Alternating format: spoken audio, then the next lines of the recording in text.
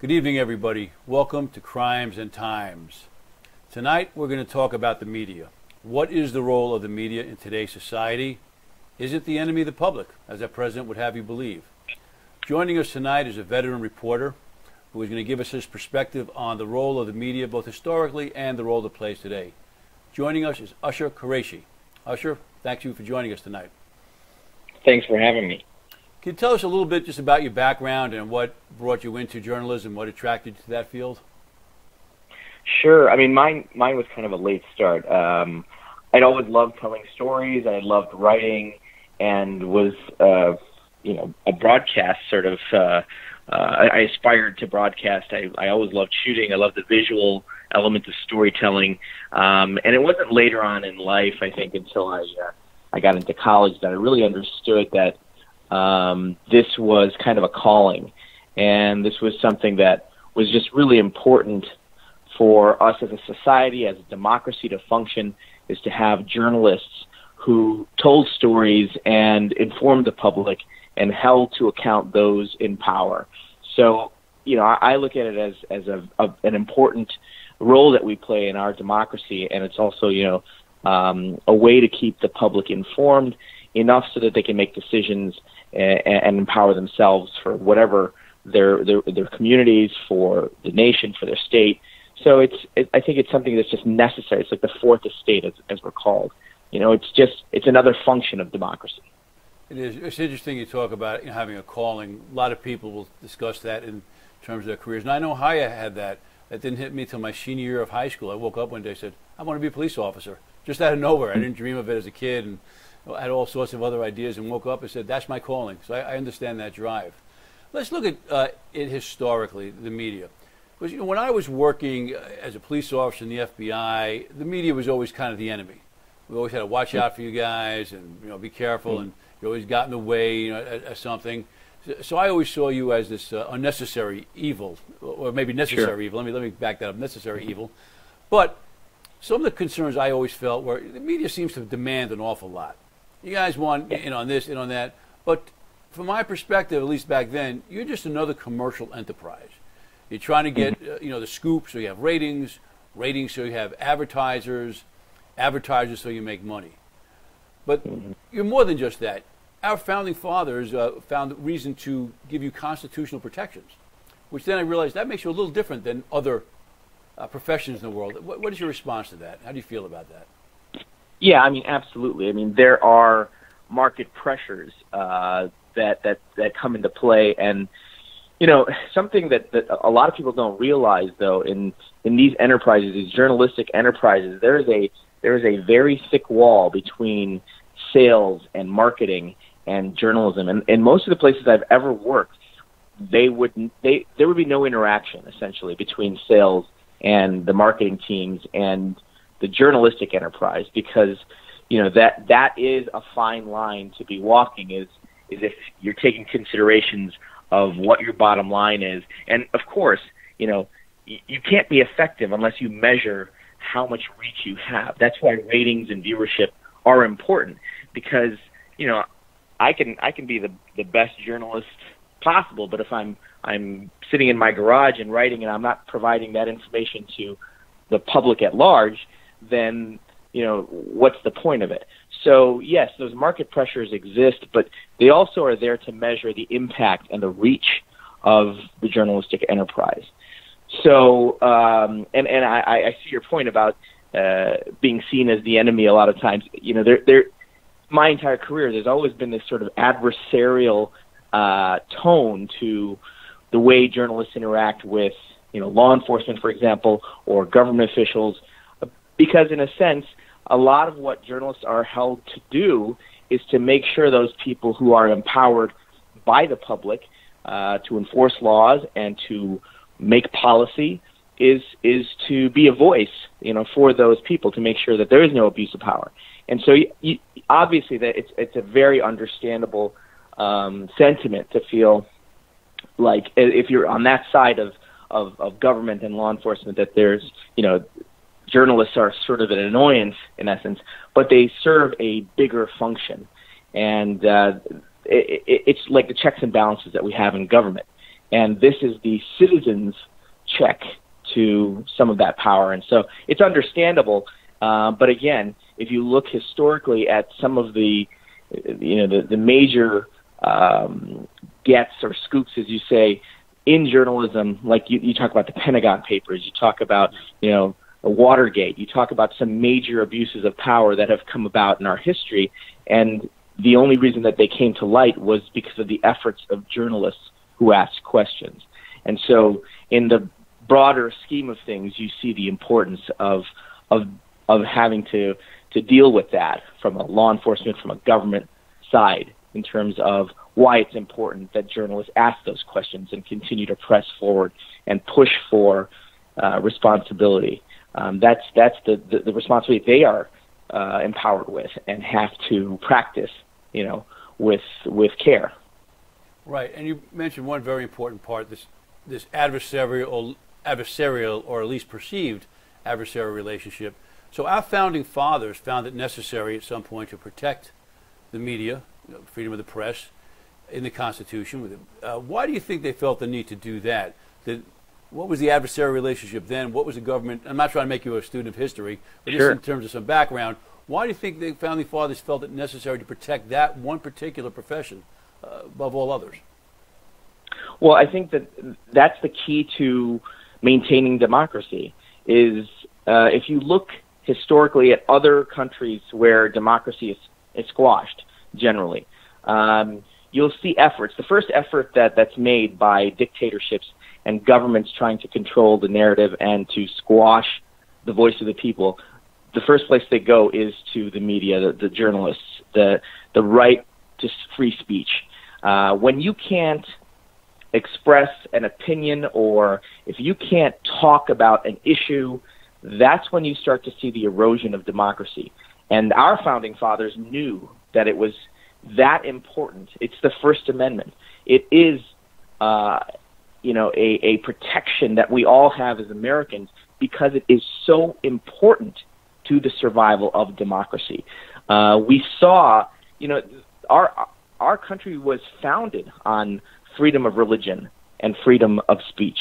That was it's the core of why we exist, essentially. That is why, we fought against British rule.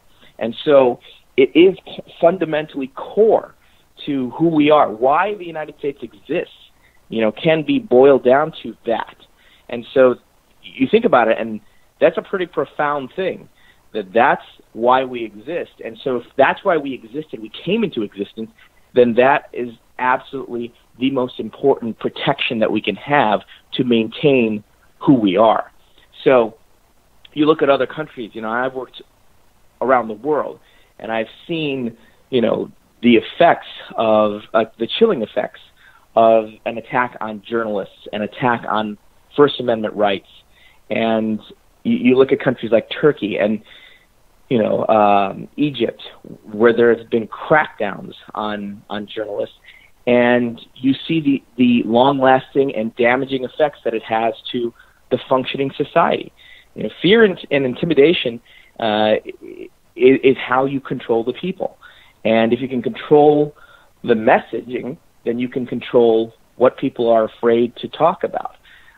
So that's why I think historically our founding fathers knew that this was fundamental to our existence, and it was so important for that protection to be there so that we never get to a place where government or leaders or tyranny is able to reign freely. You talked about how profound the decision by the founding fathers to protect the freedom of the press.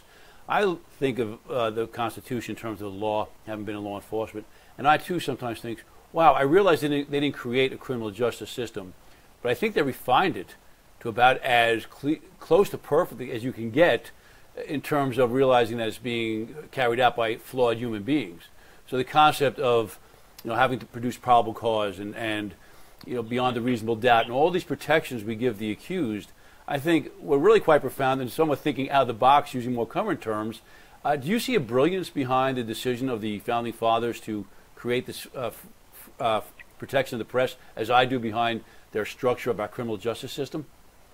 I do, absolutely. I think that it's not lost on, I think, any journalist who sits and thinks about it for even a moment during the course of their careers or their work or any particular story about the significance of what we do and why we do it, and the forethought that the Founding Fathers must have had to understand that this concept, which seems pretty simple in its face, protect speech, protect a citizen's ability to express themselves and to practice their religion, and it just seems so fundamental and so simple, but yet the ripple effect of that protection really goes to the core of the fabric of democracy. So, yeah, I think it's incredible to me that they understood that this simple concept, this simple protection, was going to be so important in why the United States rose from this tiny little, idea to, the most powerful nation in the world. I mean, I think that is a testament to, the depth of thought that went into the constitutional protections that they provided. Yeah, and I agree. And again, looking from my bias is I think about the concept of probable cause, unreasonable search and seizure. And though we've had to work with that over the years, just in my career, we went from having a telephone machine with reel-to-reel tapes, we're allowed to search that, and then to the recording, and then to pagers, and then to store electronic data. We've always had to reinterpret it or interpret it anew based on the technology, but the core principle always remained the same. Is it reasonable? Is what we're doing reasonable? Is it based on probable cause? Those concepts never change, just as you're saying, that the protection of the press has never changed, though the type of press may change, the technology changes, society may change, but that basic concept remains.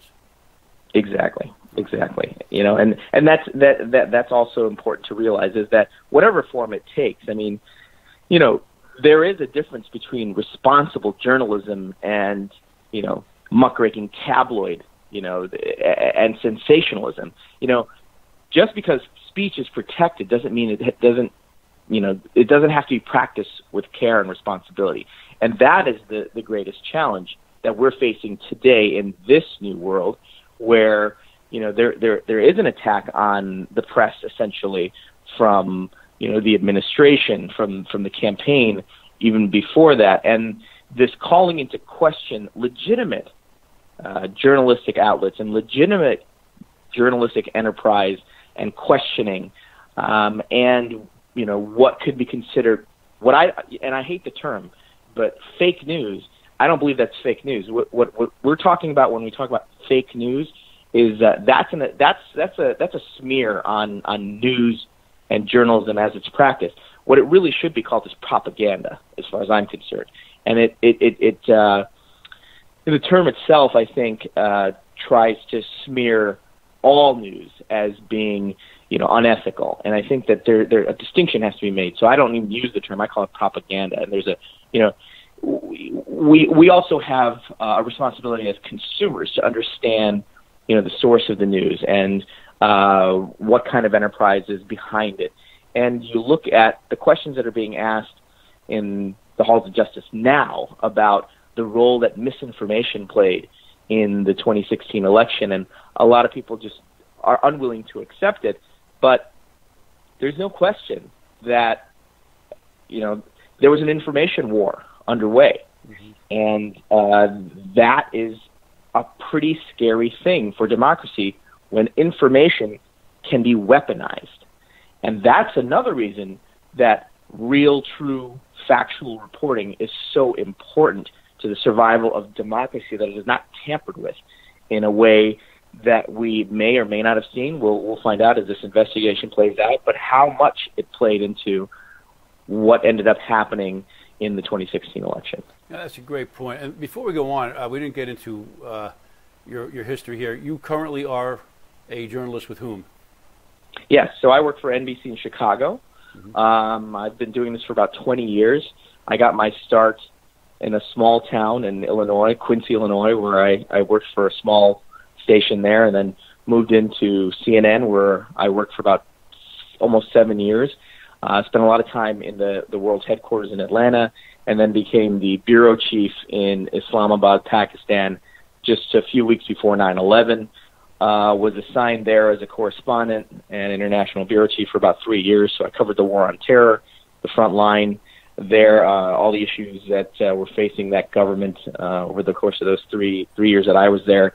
A very, very hot time to be in that part of the world. And then from there, came back to the U.S., worked in Kansas City as an investigative reporter for a long time, and then came back home to Chicago, where I was born and raised, and have been reporting from here for the last 8 or 9 years, it seems. Right, and during your history, you and I did get to meet. I think maybe you were stationed here in Kansas City at the time, or Chicago. We had a terrorist shooting here in Kansas City, and you came and spoke to me. I was doing my talking head stuff then. Yes. And that's when you and I met. Yeah. But then I think we reconnected on Facebook or whatever. All right, now, when I think of authority, and let me see what I'm getting at here. I work sometimes with wrongful convictions, since I've retired. And one of the things I've come to recognize, or I always kind of understood, was how people tend to believe authority. And the government is authority. And when a prosecutor makes an allegation, he did it, there's a tendency to believe he did it, even though no evidence may be provided. I'm not saying they do that, but they can just make that allegation, and people tend to think, well, they must be saying it for some reason. The subliminal message, which gives the defendant a disadvantage. Even going back to the times of our founding fathers, is there something about the print? When someone reads something, is there just a belief by the person reading it, it must be true, or why else would someone have written it? Do we have that sort of bias? I think there used to be that sense. I think that, probably decades ago that, and you've heard the phrase, obviously, and this goes back, I don't even know how long, but, you can't believe everything you read, right? So there's always been a sense of skepticism, but I think that, to a sophisticated populace, to a well-informed citizen, they're going to take everything not at face value. And also, it's important because, like it or not, I mean, every sort of source of news or every public official or, whoever is speaking has an intrinsic bias. And so the key is to sort through what is fact and what is opinion. And, that's the challenge because, it's true, as you mentioned, a prosecutor may put something out, may put down some charges with or without evidence. That happens sometimes. And if it didn't happen, we would never have exonerations. If our system were perfect, if bias never played into the way the world works, we wouldn't have innocent people going to prison, for example. You talk about exonerations. We've had hundreds of people who have been exonerated after conviction. And generally speaking, that's not a failure of the justice system necessarily, but those are flaws that come into play with individuals and the way that they wield the justice system. And so, that's one of those things where, yes, you should collect all the information you have, and you shouldn't believe that everything that you see is fact unless it's proven. And there's a difference, obviously, between fact and opinion. And I think that's one of the biggest challenges that we face in modern American society is this sort of slide, this blurring of the line between fact and opinion. A lot of what we've seen in talk radio, for example, if you listen to one source all the time and all it's doing is pumping opinion, not based in fact, then what's happening is you're being brainwashed with propaganda. And so once you close your mind to differing opinions or to reality, essentially, that's based in fact, you can't make informed decisions. And I think that's the key to where we see this sort of information warfare that we're experiencing on multiple levels that is potentially dangerous to democracy. And so that's, I think, one of the greatest challenges that we're facing right now is understanding that opinion is opinion, and it has its place, but it does not replace, factual reporting and information that you can take, you can process, you can digest, and then you can make informed decisions with that information. And I think seeking out, multiple sources of information is so important. It's just like having a single diet. Anything in excess, if you only consume one thing, that can't be good for you. So consuming a good, balanced diet of information is important to being well-informed and being able to make decisions that, will work well for you as an individual and work well for society at large. Let's go, you brought up so many points. I try to keep in my head all the ones I want to bring up to you. Let's go back to more recent histories, the 60s, the 70s, something I could think back to from my age group, a little less maybe for you. Was the skepticism of the media as strong or anywhere near as strong as it is now when we had, the famous commentators we think back on in history, probably the icons of your industry? Did the public basically accept what they said, or do we have the skepticism now because of cable TV and all the access to other bits of information, and as you said, some that are more opinion, cloaked as fact? Is there more skepticism now? Were we a more accepting society years ago? How do you see that transition as having occurred? I think, for me, it's hard to say prior to my career, but from what I read, what I see, there obviously was skepticism. I mean, you talk about the giants of our industry, for example. I'll talk about broadcast, for example, Edward R. Murrow, and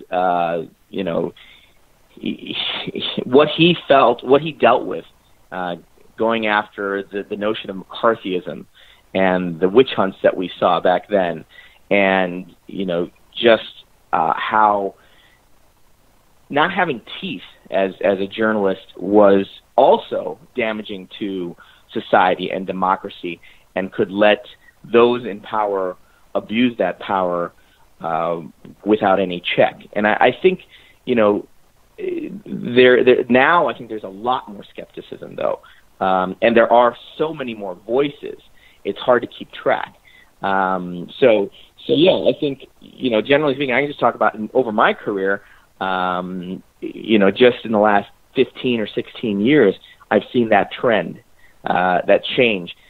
Even on the international level, prior to 9/11, there was this notion that journalists were messengers, and that they were to be, protected in a sense. So even regardless of what side of a conflict you were on, for example, journalists were not targeted. We could put the word journalist on our flak jackets, or TV on our flak jackets, and up until I would say the early 1990s, it was it was a sort of an unwritten rule that you don't target journalists. But we look at the numbers just from the Committee to Protect Journalists, and the number of journalists who were targeted and killed around the world has skyrocketed. That respect that you have for the messenger seems to be waning, because people on both sides of conflicts are starting to understand that if you want to control the narrative, then you do kill the messenger. And that's a scary thing, not only globally, but when we look domestically. Once you start targeting the messenger, that's when the danger really arises to the way that we process information, we understand information, and we become less informed. And when you're less informed, you're easier to control. And that's why in democracy, you look at countries that have had failed democracies, for example. I'll talk about Pakistan, for example, because I worked there for 3 years. And you look at the level of education, and they pump so much money into defense spending that education suffers. Illiteracy runs rampant. When you have a populace who's uninformed and uneducated, they're easier to control from a government standpoint. And so you have to be wary of that, is that if you want to avoid the pitfalls of tyranny, you cannot be uninformed and uneducated. And the way to protect that is, one way to protect that is what our forefathers did, in the protection of the freedom of speech, so that we can inform the public and they can be informed and essentially not brainwashed. So, yes, I feel like the skepticism and the distrust has increased, but you have to ask the question as to why that's increased. Some people will say, well, it's irresponsible journalism or what have you. But think about the grand scheme of things, the broader picture. And again, it's easier to lead sheep than it is to lead wolves. So the idea that if you misinform the public or if you pump the public discourse with propaganda, if you sow the seeds of distrust of the Fourth Estate, then you can control that populace. So, it's something we should be cognizant of because it is fundamental to continuing to have a flourishing democracy. And again, so many points I'm trying to keep in my head that I want to go over. So let's talk about respect for journalists. And you made a great point. There's always these unwritten rules. We have them in law enforcement. You have them in journalism. Just certain lines you do not cross. Just like with the mob, they always have this line: you do not kill a cop. And when you did, they paid the price. We always have these unwritten rules, and they have a value in society. But let's look at what I was talking about earlier, even in law enforcement, as I was getting trained in law enforcement of how to deal with the media, the perspective. They're the enemy. They'll do anything to get the story, even get in the way of an investigation. And one thing that comes to my mind is a story that I speak about often. It was a mass shooting I handled. I think you may have even covered that one time up in an Indian reservation. 10 kids killed at the time. 10 people killed at the time. It was the largest school shooting since Columbine, more than 10 years ago. But I remember when the investigation broke, and I ran out there, and of course I'm hit by a wall of media. And I have all these things in my head of what I have to do as a special agent in charge. And one of my guys says, "Hey, boss, before you do anything, you got to talk to the media." And I said, really? Why is that so important when I have all these people killed and we have a mass murder and a community in crisis? Because if you don't feed that beast, they're going to get in the way. So I did give the press conference, and it went very well, mostly because I didn't feel this adversarial relationship. I told them what I could tell them, and I didn't tell them I wouldn't tell them. But right after that, or during the press conference, I'm getting questions. And I'm thinking, why would they ask that question, or where they hear that? Only to find out that even before I arrived on the scene, the press is out there trying to interview people, getting to potential witnesses, trying to get statements, which is really a deterrent to an effective investigation. And it hurts. But from their perspective, they want to get the story out. How do you make that balance? Because if you asked me, I would say, hey, please don't do that. I can't order you not to do that. But they feel it's their right to do that, and it is their right. But is that the moral and right thing to do? Is to get their story, even if it's going to interfere with our investigation? No.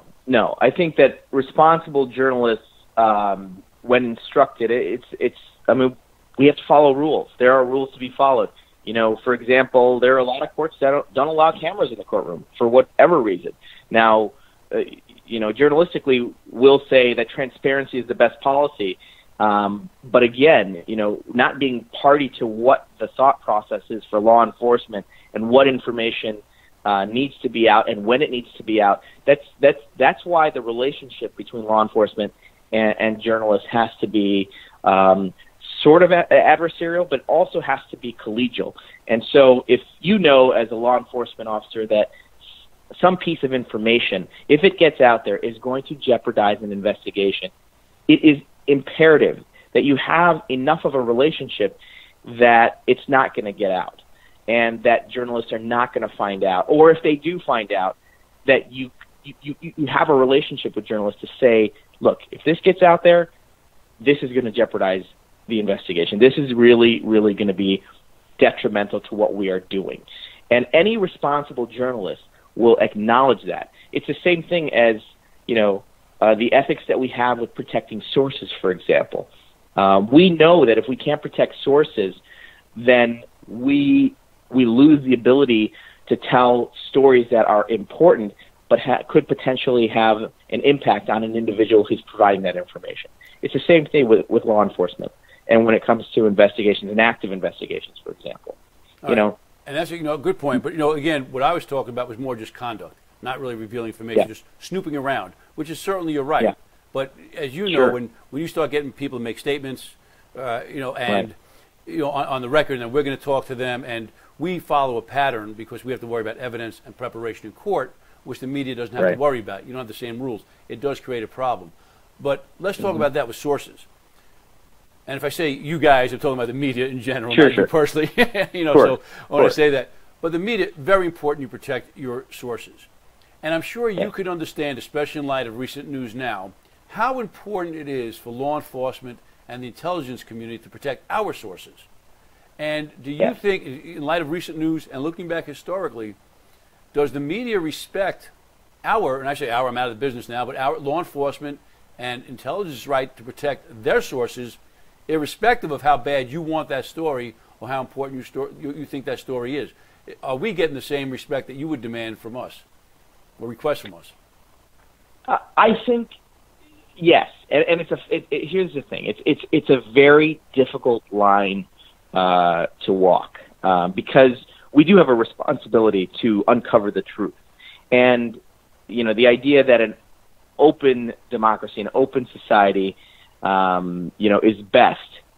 Information is best when it's not secret, right? That's the idea that we have. It does no good if it's hidden in the dark because we can't verify what's going on, and that's the challenge, of course, because and I can tell you journalistically when law enforcement says, "Oh, well, this is important for us not for it to be out there." Generally speaking, you don't get an explanation as to why that is. So that's why you have journalists who continue to push and to try and get to the source of the information or to get that information out quickly. So I think, yes, obviously you'll feel at times that those are counterproductive in a sense. But again, I mean, that's the protection. That's the fundamental of what we do and sort of how it is, in a sense, adversarial to what you do and how you do it. I mean, look, obviously there are times when, news is breaking, and so everybody's scrambling to get information, and it's all happening at the same time. So in a sense, law enforcement is competing with journalists who have sourcing and who are reaching out to people, talking to folks. And yes, that's unfortunately the nature of the beast. And so the key here is to strike a balance between, what information is sought and what information is important and necessary to get out as quickly as possible. Because, this, as law enforcement, you can actually use, journalism as a tool, obviously. Absolutely. And we do. And we do, yeah. Yeah, and during active investigation. And so and a lot of times, we don't understand why a particular piece of information is being withheld. For example, I'll give you one that we get all the time, right? Suspects are caught on surveillance video committing a crime, but that video or those images are not provided to the public. The explanation I can answer that one. I can answer that one without even going on. I would love to hear that. I wouldn't release it either, because what I suspect is you'll see someone on there and you'll run out and you'll try to interview that witness before we do. Or you'll go to the scene looking for things, and you'll somehow contaminate the investigation. I wouldn't want to release that either. I want to conduct the investigation going by the steps that we're going to need to present a case. Right? We can't corrupt the investigation. We can't corrupt the evidence. And we don't want witnesses being interviewed because, and this goes back to something else you were saying. You talked about not having cameras in the courtroom. I never liked to show cops, even when it started. Nothing to do with the show itself. Of course, we all act different in front of the camera. And when you put the camera in there, I'm thinking, all of a sudden now we're all on show. I don't trust witnesses. I don't trust anybody when the camera's going on. Prosecutors, defense attorneys, now we're all playing a part. So I actually don't like it, not because I don't want the information out there. Because I am, even when I was in law enforcement, I had a pretty good relationship with the press because I gave as much as I could. But I don't want out there because I believe we play to the camera. I think that's just the nature of all of us, and I think the entire system gets corrupted. Now everybody's showboating. So to get back to that, so yeah, I had tapes I wouldn't want to put out there. I had a tape of a shooting that the press wanted out there, and I didn't. I don't know if I had the legal right not to, but again, like a lot of these, it showed people in those final moments, very personal matters, and I just didn't feel it served any purpose, public purpose, to display people's final private moments before they're killed. And it's great, for voyeurism, but I didn't see the need. It was my decision, I guess, as the commander there, but I didn't give it out, and no one challenged me, and the media didn't press it, and I appreciated the fact they didn't press it. But in terms of your case, I'll press you on it. I'll give you an example of one here in Chicago, an incredibly famous case that we saw, which was the shooting of LaQuan McDonald, and the suppression of that video of his last moments, and the narrative that appeared to cover up what actually happened, and eventually, because of the work of a journalist who pressed, Jamie Calvin, who pressed for the release of that video, we saw a huge investigation. We saw the Justice Department involved. We see charges against Jason Van Dyke, the police officer who's charged with shooting LaQuan McDonald, and that's kind of when I think about why, and we have to ask that question as journalists: why wouldn't those images be provided so that we can see, so that the public can see, and figure out whether or not the narrative that we're hearing matches with what actually happened? And so that's the other side of the coin, for me at least, is to be able to verify information, you have to have access to the information. Okay, and you can't just hear. Let me jump in on that, because I'm going to agree with you on that one. Sure. That's a different situation. I don't agree with releasing it during the investigation, again, for the same purpose. Let the investigation take its place. Let's not get tried by the media. Let's understand that the tape very rarely tells the whole story. But I agree with you. Once it's done, and there is a question of, did someone commit a homicide, whether it be a police officer or not, I agree, it should be open to the public. My situation was not, there wasn't a question as to what happened. There was a school shooting. The kid killed himself in an exchange with officers. No one was questioning what happened, so it would just, be, for curiosity's sake. I agree with you on this one. I think those all should be made open. And I actually went up to Minneapolis once after I retired to discuss with the media a police shooting. Again, white cop, unarmed black kid, what happened? And this DA at the time put all the evidence after the cops were not indicted, all the evidence out on the internet and the reasons for their decisions. And I thought that was a brilliant move. Put out everything. Let the public see it, because we have nothing to hide. And we should be transparent. And I'm all for sharing that information when there's a reason to, other than just curiosity. Look, I'm a great believer, take this what it is. I don't believe all 911 calls should be made public. You're hearing people in terms of in their hysteria, someone's been killed in their family or their member. It's a very emotional, personal moment. Unless it has some evidentiary value, I don't believe it should be made public.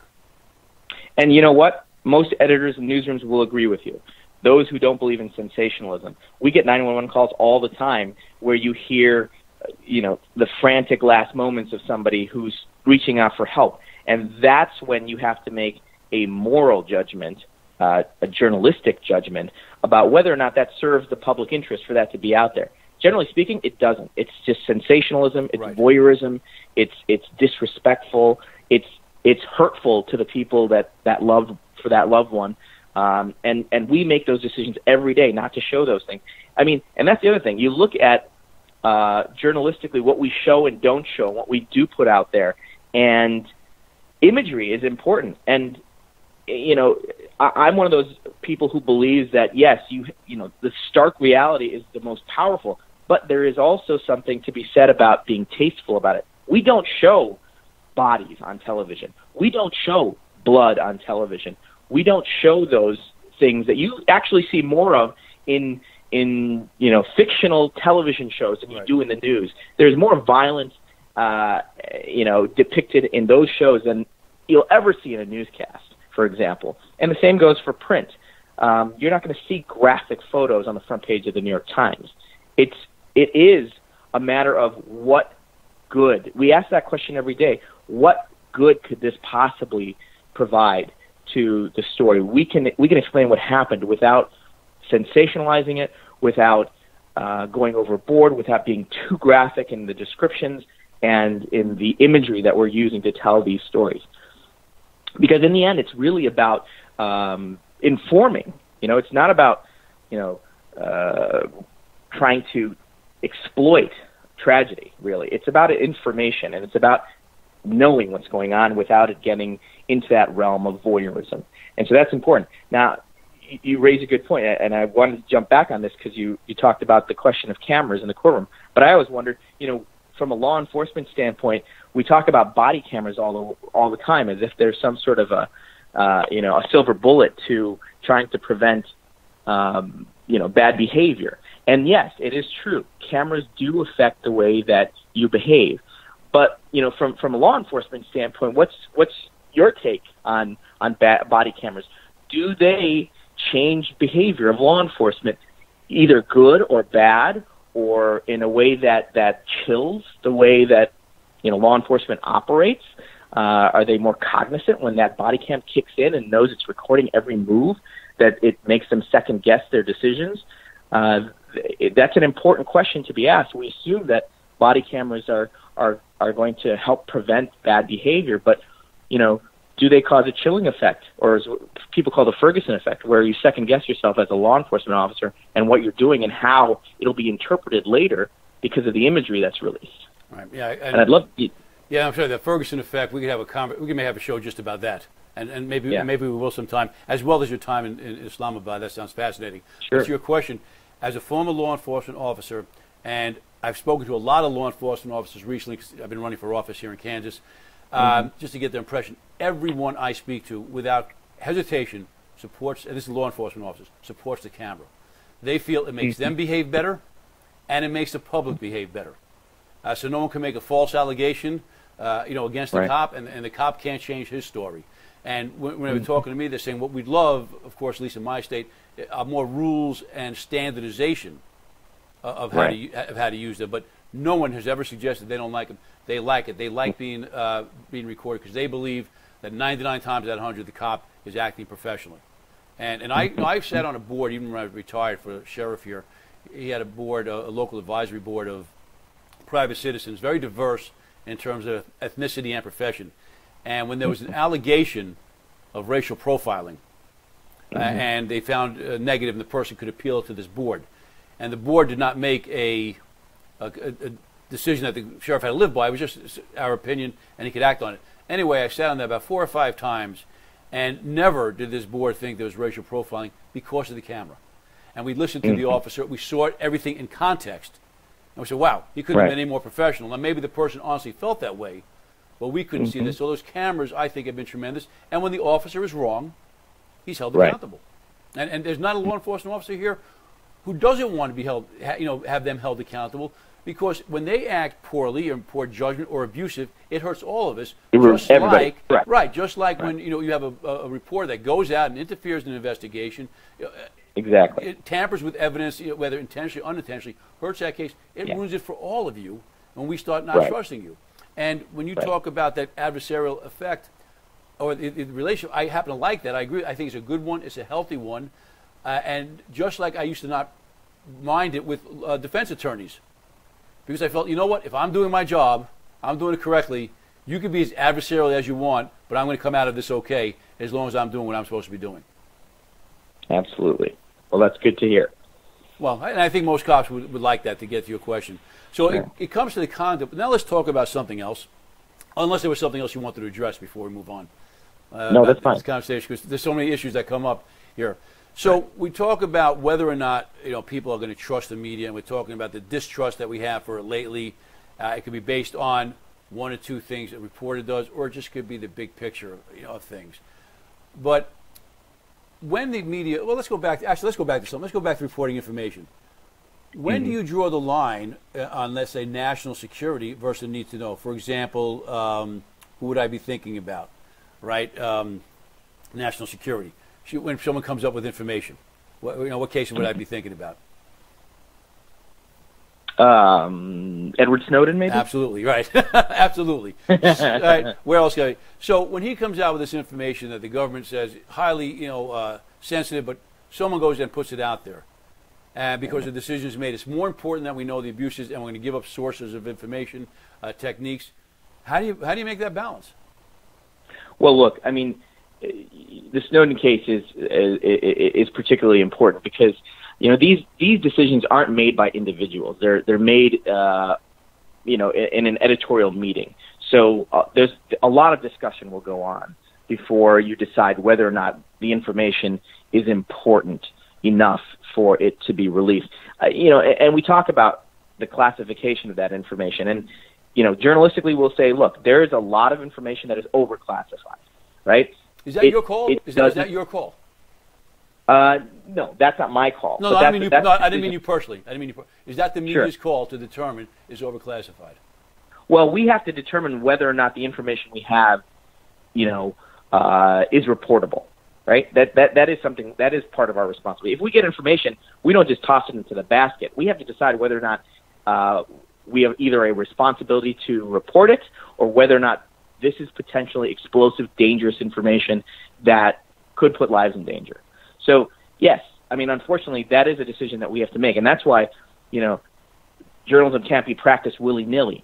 You've got to have experience with these things, and you've got to map out what the potential repercussions of releasing information is. And that is a responsibility that we have because we have access to the information. So yeah, it is a decision that we have to make. And a lot of times, legal questions will be asked about it. There's a whole other discussion to be had about, is it legal to release it, or is it ethical to release it, or is it journalistically important to release it? So there's a whole discussion to be had about whether or not the release of certain information breaks laws, for example, or whether or not it's newsworthy. It's important for the public to know these things. So yeah, these discussions happen, and lawyers are involved, editors are involved.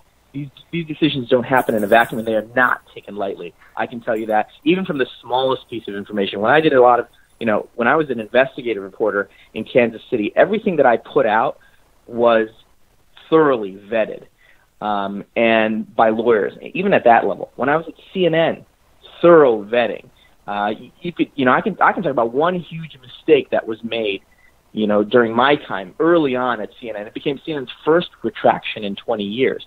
And this was a story back in 1998 that they put out with regard to the use of sarin nerve gas during the Vietnam War.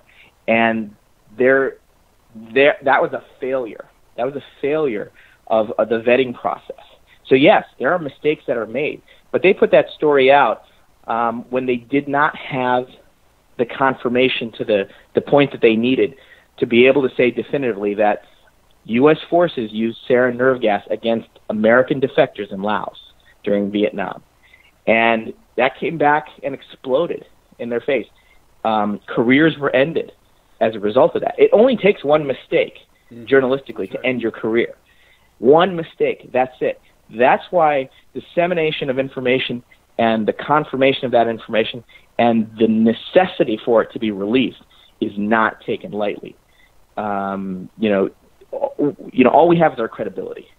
So once that's same with law enforcement. Yeah.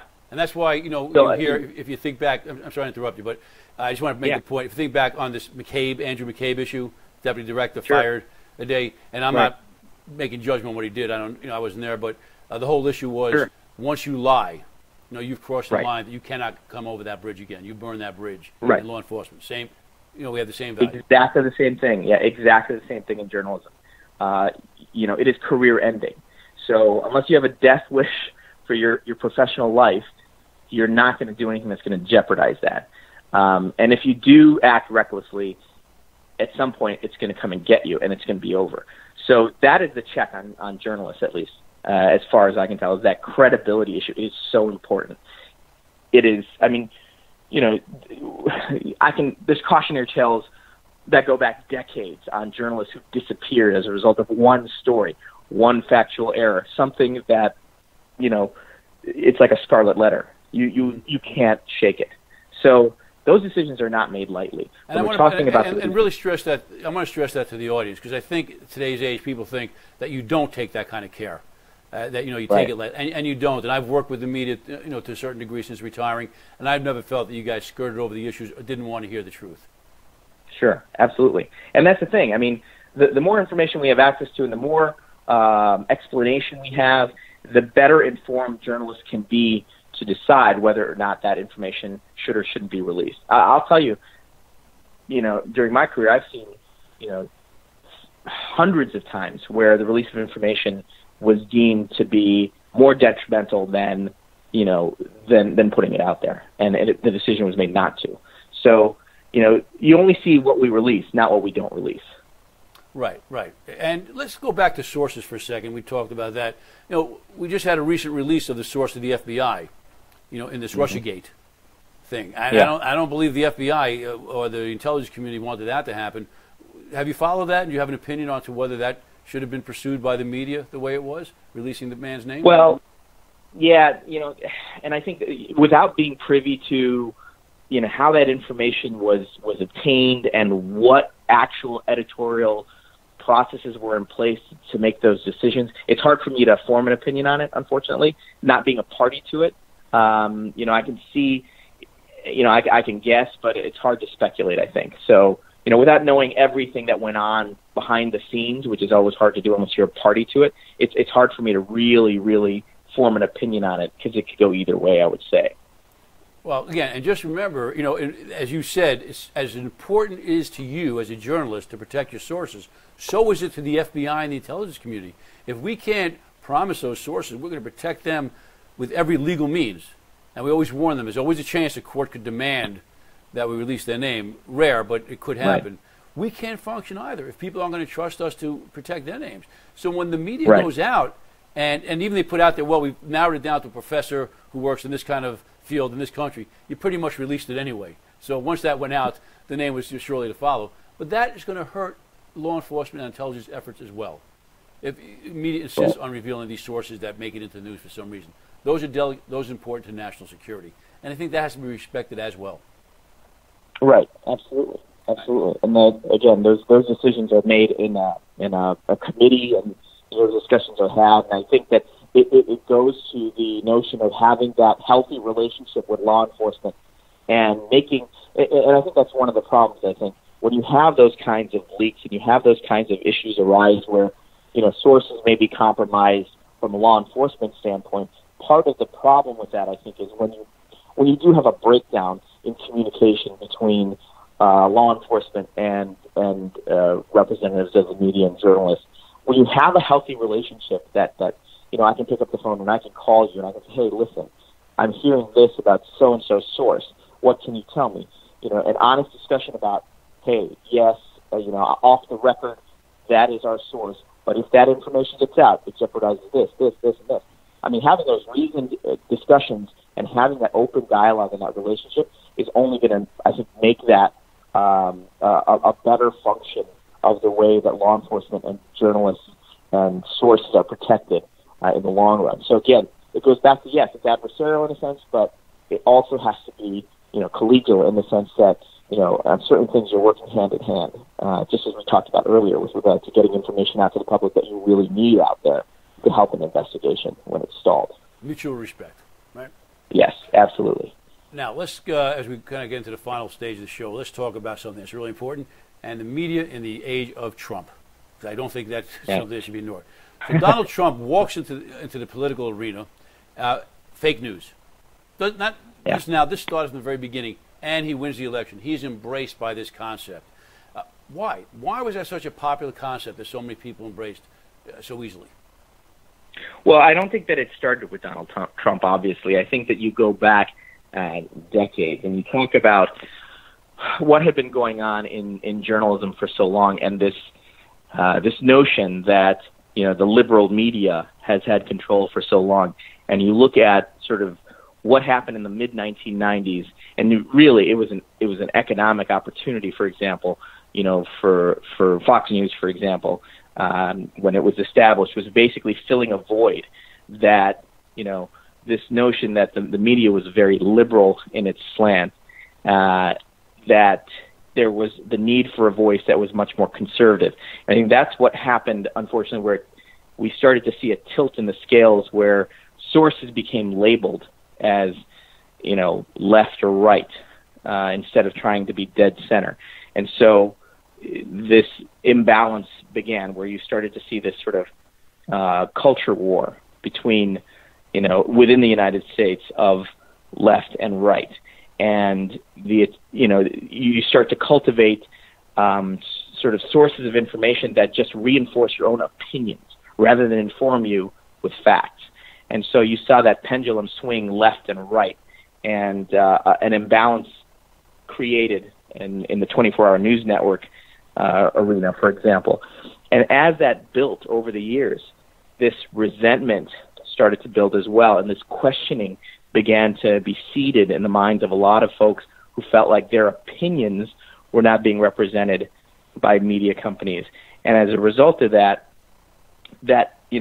you looked at the ratings. I mean, CNN made this mistake in the early 2000s when they started to look at Fox News, and their ratings started to skyrocket, and CNN assumed that they were losing viewers to the Fox News model, which was, they like to say it fair and balanced, but the fact of the matter is you look at that, and Fox News is undeniably conservative in its slant. It comes from a point of view, a very, very stark perspective, and that started this push towards more talk radio and opinion masquerading as fact.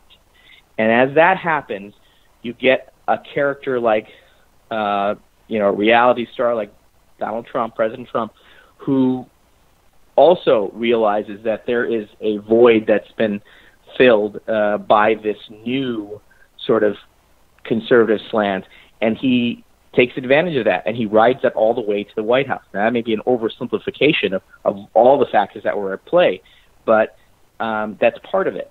And I think that the next part that we saw was the attack that came directly from then-campaign Trump on the media, on journalism, and the creation of the notion of fake news. And if you question the messenger, then you call into question everything that's being put out there, factual or not, and that's potentially dangerous. The kinds of tactics that you see being used are potentially dangerous to democracy as a whole. And the good news is that it's emboldened journalists, actually. We have an incredibly robust, journalistic apparatus now that's responding to this new age of the attack on First Amendment rights and on facts and what is true and what is not true. And that's good news. I mean, we're seeing, skyrocketing enrollment numbers in journalism schools. We're seeing people reading newspapers again. We're seeing viewership go up. So the unintended consequence of attacking journalists in the United States, at least, because it is a cornerstone of our democracy and our constitutional rights, is that we've actually seen journalism become emboldened. So that's the silver lining to it. I'm not saying that we should hope for attacks on journalism in the public sphere from the highest office. But what I'm saying is the consequence of that has not been bad, because we are a robust democratic society. So that's the good news.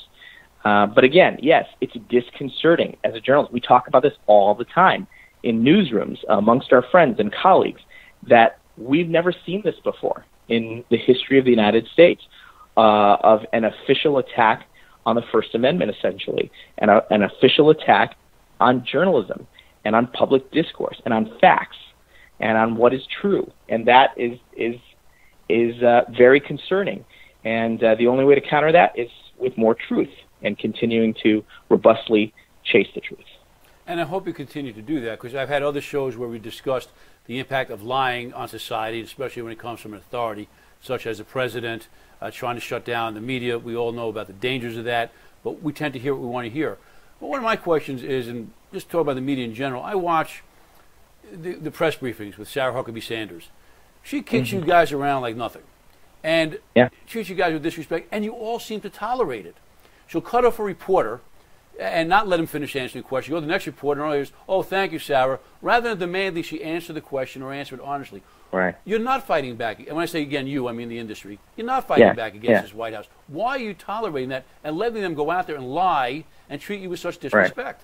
Right. Why is this happening? Well, and I'll disagree to a certain extent. I'll say yes. And here's the thing. We talk about balance all the time. It is very easy when you're talking about an official source for information to be cut out, right? As journalists, we have to strike a balance between how hard we're hitting somebody and then being locked out. I mean, the president said before he took office that he was talking about kicking all the journalists out, kicking the White House press corps out completely, not even doing it, So the idea that you could lock out information that the public has a right to is a scary prospect. And, you look at some of these reporters, you look at like Jim Acosta, you look at, Hallie Jackson from NBC News, and they, Peter Alexander, just last week I was watching Peter Alexander in the press briefing, and he was hammering her. And I think that there's definitely a chilling effect, right? There's a chilling effect when you have a press briefing where demonstrably you can show that the facts are not lining up with what's being said at the podium. And at some point you sort of say, well, how do you respond to somebody who doesn't, deal in reality? And so you just sort of throw your hands up for a little bit. And I think that happened. I agree with you. I think there was a chilling effect in the immediate, beginning of this administration where journalists weren't sure what to do. You'd never encountered the kind of press briefings that we had, even prior to Sanders. I mean, you'd never seen that. And people just rolled their eyes and didn't know what to do about it, and they just had to go to these briefings. And now I'm feeling like there is some pushback. There is some pushback. And if you watch them on a regular basis, you'll start to see it. I mean, yes, they control the narrative. That's the nature of the beast. But you watch the reporting, you watch some of the questioning. Yes, unfortunately, you got to get information out too. So it can't be just a battle royale in the White House press corps. You've got to get some information out to get it out to the public. And, live fact-checking during a press briefing may not be the best way to do that. So that may be part of what you're feeling. But I often actually watch the press corps and I applaud how hard they're hammering, whoever is giving the briefing that particular day. Well, some do, as you said. I'm a fan of Jim Acosta. Yeah. I do like the way he attacks it, but some don't. And you're on to the next person. And I feel sometimes I realize you're competitors, sure, but maybe you should act in unison and really demand it. But let me ask you this question. Oh, I agree. I agree. Yeah, and what if you call the president's bluff? Let him shut down these press briefings. What do you think? How would that turn out? Who would that hurt most? Would there be a turn against the president, or would we just not have press briefings for the rest of his tenure? I think it'd be unprecedented. We don't know what that would mean. He's got a platform. I mean, he won't answer questions from the press, but he'll put his Twitter out. He'll tweet things out. And the key to tweeting is that he basically goes unchallenged. Right. That's the platform. Twitter is a one-way platform. I mean, you can engage with people, but essentially, it's like standing on a soapbox with a megaphone. And depending on how big your audience is, that's who gets the message. And it's unquestioned. And that's why it's a great tool for somebody who doesn't want to be questioned about what they're saying and in real time. And so I think that's part of the nature of what we're seeing here is technology is playing a part in this in terms of how information is getting out. And, it makes it challenging. It definitely makes it challenging when, the president is not made available, to the press corps to answer questions directly. And it's happening through his spokespeople who at times we've seen have claimed, well, that's not what the president told me, or, they skirt around the issue. It's all circumventing the reality that of what's being said on Twitter, for example, in the White House, and what's coming out in the press briefing. And you've got to remember that the press briefing is very controlled. Mm-hmm. The White House press secretary gets to pick on who's going to ask the question. That's very obvious. and who she's not going to call on, right? Yes, and who she's not going to call on, exactly. And you're right, I agree. The teeth of these journalists who really have to go hard. And there was one briefing I remember where I was throwing my hands up saying, why are they not doing it? And yes, there is a competitive nature to it, but you're right. It almost became an us against them. But the journalists in that room, in one briefing I saw, they were asking a question. I don't remember what it was, but she was evading it. She was not answering the question. And the next reporter, instead of asking a new question, re-asked the same question. And that's what I'd like to see more of. And again. Exactly. Yeah. And I agree. I agree. That's got to happen. When they don't answer questions, we collectively as journalists have to continue and ask those questions together. You do. Usher, I have so much more I want to ask you, but we're going to have to wrap it up. I can't thank you enough for your time. You've given some fantastic insight into the media and the difficulties you guys face, and for our audience to understand, both sides of the story. And it's a compelling story on both sides, indeed. So thank you, and I think we're probably going to want to follow up at some other time if you'd like to come back to Crimes and Times. Definitely. Thank you so much for having me. Great discussion. Thank you. I appreciate it. We'll talk soon. Thank you, everybody, for joining us tonight on Crimes and Times. I hope you enjoyed this conversation. I found it quite enlightening. Please follow us on YouTube. As I always ask, please hit the little button there and become a subscriber. The more subscribers we have, the better it is for our platform to get the information out there to more people. Like us on Facebook. Follow us there as well. Thank you very much, and we'll see you next week. I'm Michael Tabman for Crimes and Times. Good night.